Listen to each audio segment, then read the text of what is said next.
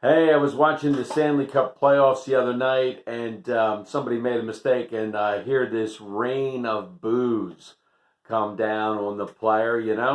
And we're like that, aren't we? I mean, hey, I'm from the Philadelphia area, and I grew up watching the Phillies, Flyers, Sixers, and Eagles, and let me tell you what, Mike Schmidt, Charles Barkley, some of my favorite players, right, in the history of all these sports. uh, we boo them when they don't meet our expectations, when things go wrong, if they make a mistake, if we don't think that they hustle fast enough, if we don't think they're trying their best, if we don't think that they're playing up to their capabilities, we boo. And not just Philadelphia. I mean, other cities do the same thing. We boo our heroes, our sports heroes. And sometimes, well, I mean, we may not boo outwardly when we are disappointed by those that we love, but we get attitude, don't we? We point the finger.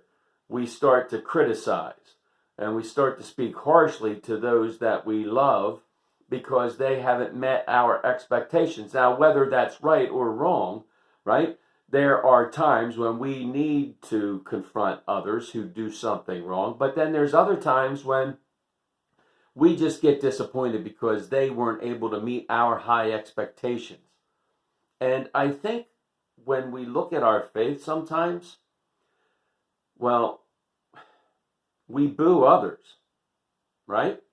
Because they don't match up with what we believe about our God. We may be different. We might be Methodist or Lutheran or Catholic or Baptist or whatever. And because we don't agree with exactly what that other person believes, we don't outwardly boo, but we boo them, don't we? Right? We boo. You don't believe the way that I do. Boo. You're wrong. You don't think the way that I think. You're theologically wrong, and I think sometimes that God sits there and goes, "Holy smokes!" Right? I think that's a paraphrase. Holy smokes! What in the world are they doing down there?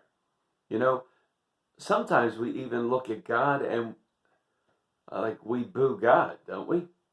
When things go wrong, when things don't go the way that we want them to go, when we think that we know better and we've got it all planned out and things don't go the way that we want them to, and then, God, what are you doing up there? Boo! Get your act together. I think God goes, again, holy cow. I have a plan for you.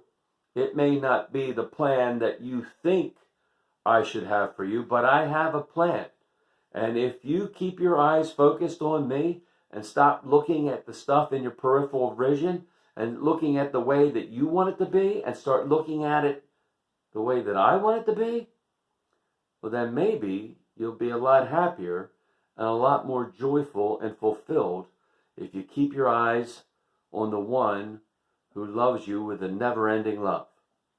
May God continue to pour out his grace, mercy, and blessings on each one of us, even in the midst of us booing, until we get to meet again. Amen?